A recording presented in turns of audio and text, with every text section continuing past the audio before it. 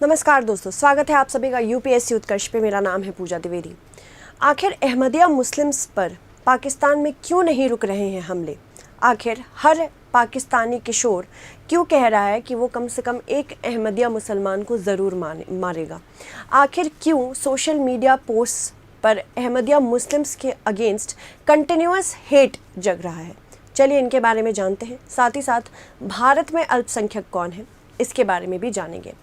Ahmadiyya Muslims के बारे में चर्चा बहुत पहले से होता चला आ रहा है।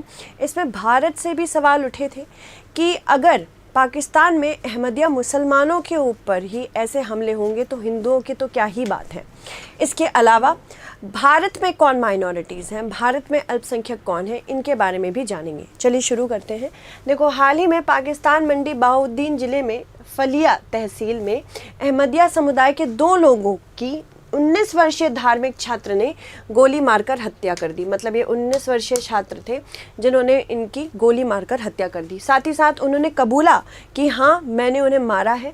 साथ ही साथ उन्होंने कहा कि यूट्यूब और फेसबुक जैसे सोशल मीडिया प्लेटफॉर्म पर उनको जो भी जानकारी मिली हेट के बारे में कि क्यों अहमदिया मुसलमानों को पूरी तरह से पाकिस्तान से ख़त्म करना है, उनको पढ़ के इनके मन में आक्रोश आया और finally he killed these Ahmadiyya Muslims.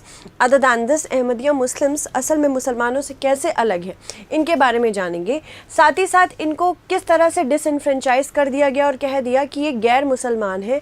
Pakistan में इन्हें गैर मुसलमान घोषित कर दिया गया और भारत में जब नागरिकता अधिनियम आ रहा था तो इनको क्यों नहीं लिया गया कि भाई ये भी नागरिक हैं।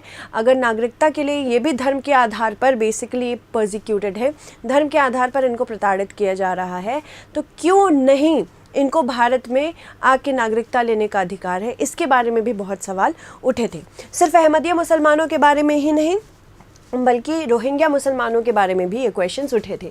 चलो, 19 वर्षीय युवक का दावा था कि ये लेजिटिमेट है, मतलब अहमदिया मुसलमान को मारना बिल्कुल ठीक है। हर किशोर एक अहमदिया मुसलमान को ज़रूर मारना चाहता है। संदिग्ध के खिलाफ आतंकवाद के आरोपों के तहत मामला दर्ज कर लिया गया है वहाँ पे, और कहा है कि पुलिस मामले में अन्य लोगों की संलिप्तता की भी जाँच होगी कि कौन लोग ऐसे भड़काऊ भाषण दे रहे हैं, यूट्यूब और सोशल मीडिया के तहत हेट फैला रहे हैं। क्या ध्यान रखना महत्वपूर्ण है कि यह पहली बार नहीं है जब अहमदियों को कट्टरपंथी मुसलमानों के हाथ उत्पीड़न का सामना करना पड़ रहा हो। देखिए, अहमदिया कौन है, ये क्या है, कौन है, इनके बारे में जानते हैं। इस्लाम में मुसलमानों की ये मान्यता है कि मोहम्मद साहब अल्लाह के आखिरी पैगंबर थे। ठीक है, ये मुसलमानों का ज़्यादातर मानना है। उनके बाद कोई पैगंबर नहीं हुआ। लेकिन अगर अहमदिया मुसलमानों की बात करें तो मिर्ज़ा गुलाम अहमद को भी नबी का दर्जा दिया गया है। इसी वजह से दोनों कट्टर मुसलमानों और अहमदियों में हमेशा टकराव बना रहता है। 1974 में पूर्व प्रधानमंत्री जुल्फ़िकार अली भुट्टो ने पाकिस्तान में इस समूह को गैर मुसलमान घोषित कर दिया था, यानी कि इनको मुसलमानों का दर्जा दिया ही नहीं गया है। तब से इस समूह को इस्लामी देशों में कानूनी और सामाजिक रूप से भेदभाव झेलना पड़ रहा है। यह ध्यान रखना है कि पाकिस्तान का इस्लामीकरण, जिसके बारे में राजनीतिक विश्लेषकों का कहना है कि 1970 के दशक में पूर्व प्रधानमंत्री जुल्फ़िकार अली भुट्टो की सरकार के दौरान शुरू हुआ था। 1980 के दशक में पूर्व सैन्य तानाशाह जनरल जिया उल हक से के क्रूर शासन के तहत चरम पर पहुंच गया। हक के दौर में है ही अहमदियों को खुद को मुसलमान कहने पर प्रतिबंध लगाना पड़ा। मतलब वो अपने आप को भी मुसलमान घोषित नहीं कर सकते थे। इसके अलावा उन्हें देश में मस्जिद खोलने से भी रोक दिया गया और उनके मौजूद जो पूजा स्थल हैं उन पर भी कट्टरपंथी मुसलमानों ने समर्थन के साथ बहुत हमले किए हैं। पाकिस्तान के राष्ट्रीय मानवाधिकार आयोग की बात करें तो 1984 से सितंबर 2023 तक लक्षित हिंसा में 280 से अधिक अहमदिया मारे गए हैं। ये टारगेटेड वायलेंस। अन्य 415 पहले पर हमले हुए। 51 अहमदिया पूजा स्थलों को क्षतिग्रस्त किया गया। 39 को आग लगा दी गई और 18 पर जबरन कब्जा कर लिया गया। इसके अलावा 46 अन्य को अधिकारियों द्वारा सील कर दिया गया। मतलब एक सिस्टमिक अप्रोच रखी गई है अहमदिया मुस्लिम्स को जड़ से हटाने की। अगर हम भारत में बात करें तो हमारे भारत में मुसलमान, सिख, क्रिश्चियन यानी ईसाई, बौद्ध, जैन और पारसी, इन स्पेसिफिक रिलीजन्स को अल्पसंख्यक माना गया है। अल्पसंख्यक यानी कि पूरे देश के तौर पर कौन से ऐसे धर्म हैं जिनके लोग कम हैं हमारे पास संख्या में।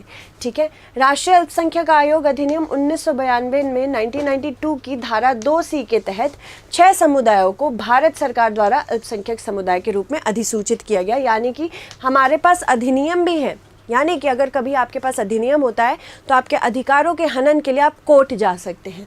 मैंने आपको बताया है सिख, मुस्लिम, ईसाई, पारसी, बौद्ध और जैन।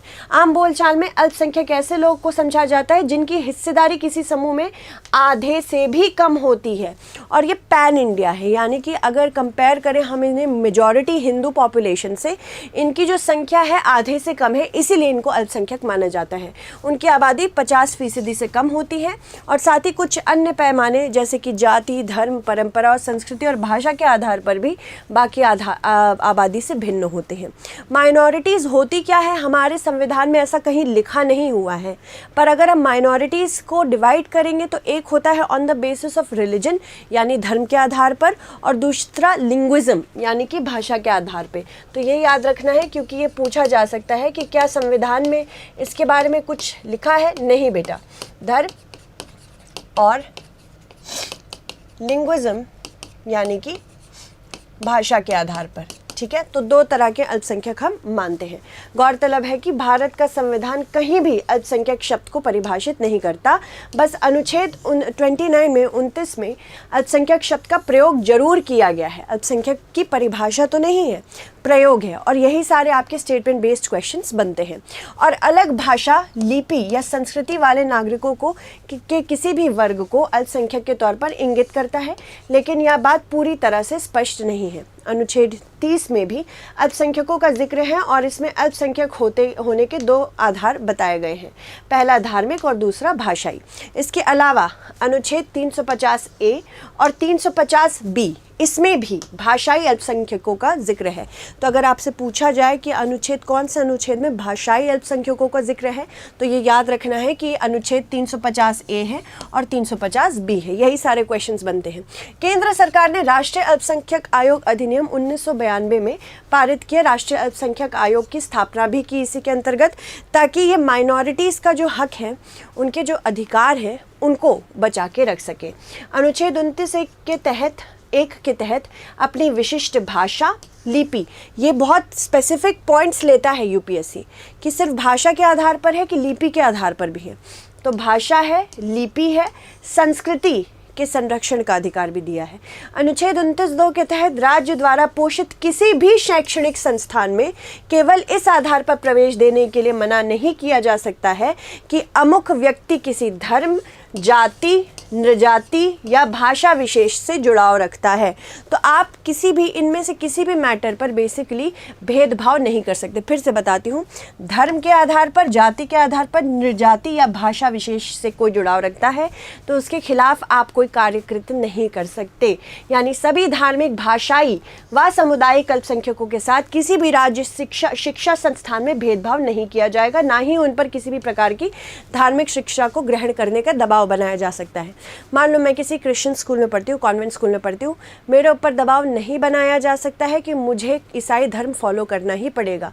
या फिर किसी और स्कूल में पढ़ती हूँ, किसी और धर्म के स्कूल में पढ़ती हूँ, मैं माइनर हूँ, 18 साल से नीचे की हूँ, तब मेरे गार्जियन मेरी पूरी जिम्मेदारी लेंगे कि इस बच्चे पे किसी भी प्रकार का वो ना बने, दबाव ना बने कि ये पर्टिकुलर धर्म के या पर्टिकुलर रिलीजन के प्रिंसिपल्स को फॉलो करें। इस तरह भारतीय संविधान ने अल्पसंख्यकों के विकास के लिए शैक्षिक अधिकार और उनकी भाषा एवं संस्कृति के संरक्षण के लिए अनुच्छेद 29 और 30 के तहत कई विशेष प्रावधान भी दिए हैं। देश के हर इलाके में रह रहे सभी अल्पसंख्यकों की उनकी भाषा, लिपि तथा संस्कृति के संरक्षण का अधिकार दिया गया है। यानी कि अगर वो अपने भाषा के लिए खुद का अलग स्कूल बनाना चाहते हैं तो वो बना सकते हैं। साथ ही संविधान ऐसे निर्देश भी जारी करता है कि देश में ऐसी कोई भी कानून और नीतियां नहीं बनाई जाएंगी जिनसे इन अल्पसंख्यकों की संस्कृति, भाषा व लिपि का शोषण हो। कोई स्कूल अगर बना रहा है कि आप एक पर्टिकुलर भाषा नहीं पढ़ेंगे कभी अपनी ज़िंदगी में, भले ही आपकी मातृभाषा है, तो आपकी संस्कृति और भाषा का शोषण हो रहा है, जिसको नहीं होने देना है। हमारे संविधान ने इसके लिए प्रावधान बनाए हैं। सभी अल्पसंख्यकों को यह अधिकार है कि देश के किसी भी इलाके में अपने इच्छानुसार कोई भी शैक्षिक संस्थान खोलने के लिए वो वो स्वतंत्र है। सभी अल्पसंख्यकों के लिए ये दिया गया है, ठीक है।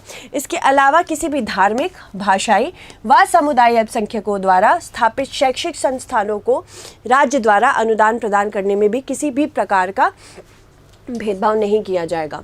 10 दिसंबर 1948 को संयुक्त राष्ट्र संघ की महासभा ने मानवाधिकार को लेकर एक वैश्विक ऐलान किया। संयुक्त राष्ट्र की परिभाषा के अनुसार any group of community which is economically, politically non dominant and inferior in population, मतलब माइनॉरिटी सिर्फ और सिर्फ धर्म के आधार पर नहीं है। देख लीजिए, इकोनॉमिकली, पॉलिटिकली, यानी कि उनका पॉलिटिकल रिप्रेजेंटेटिव भी बहुत ज़्यादा नहीं है। जब आपके पॉलिटिकल रिप्रेजेंटेटिव्स नहीं रहेंगे तो आपके लिए नीतियाँ नहीं बनाई जा सकती। इकोनॉमिकली यानी कि वित्त के आधार पर भी आप इन्फीरियर हैं। साथ ही साथ नॉन डोमिनेंट है, इन्फीरियर है पॉपुलेशन में, अर्थात ऐसा समुदाय जिसका सामाजिक, आर्थिक तथा राजनीतिक रूप से कोई प्रभाव न हो और जिसकी आबादी नगण्य हो, उसे अल्पसंख्यक कहा जाएगा। अंतर्राष्ट्रीय कानून के तहत अल्पसंख्यक ऐसे समूह हैं जिनके पास विशिष्ट और स्थिर जातीय, धार्मिक और भाषाई विशेषताएं होती हैं, ठीक है। तो चलो अब मेंस रिलेटेड क्वेश्चन देख लेते हैं। भारत में अल्पसंख्यक समुदाय की प्रक्रिया का वर्णन करते हुए भारत में अल्पसंख्यकों को के संवैधानिक अधिकारों का वर्णन करें। निम्न कथनों पर विचार कीजिए। इसका आपको मुझे आंसर बताना होगा कमेंट सेक्शन में ही। केंद्र सरकार ने राष्ट्रीय अल्पसंख्यक आयोग अधिनियम 1992 के तहत एक राष्ट्रीय अल्पसंख्यक आयोग की स्थापना की है और अनुच्छेद 29(1) के तहत अपनी विशिष्ट भाषा, लिपि और संस्कृति के संरक्षण का अधिकार भी दिया है। अब आपको बताना है उपयुक्त में से कौन सा कथन सत्य है, ठीक है। तो आई होप आपको हमारी क्लास अच्छी लगी हो। हमारी क्लासेस बहुत एनालिटिकल इन नेचर होती हैं, जो कि आपके प्री के लिए नहीं बल्कि मेंस के लिए भी बहुत इंपॉर्टेंट है। तो मेरा ये एक्सपेक्टेशन है आपसे कि आप कॉन्स्टेंटली उस पर काम करें, आप कॉन्स्टेंटली हमारी क्लासेस को फॉलो करें और जितना हो सके उतने आंसर्स दें, बिकॉज ऐसे इंटरेक्शन भी बढ़ता है और हम एल्गोरिदम पे बेटर वर्क भी करते हैं। इसके अलावा हमारी बिग समर सेल 14 जून से शुरू होने वाली है और आपको उत्कर्ष क्लासेस के सभी ऐप के कोर्सेज पे अप टू 90% तक की छूट मिल सकती है। Again apart from that, Utkarsh classes के मेन यूट्यूब चैनल पे 13 मिलियन सब्सक्राइबर्स होने वाले हैं, जिनके लिए आप UC13 का कोड उपयोग करके एक्स्ट्रा 13% तक का ऑफ ले सकते हैं। So thank you so much everyone, stay updated.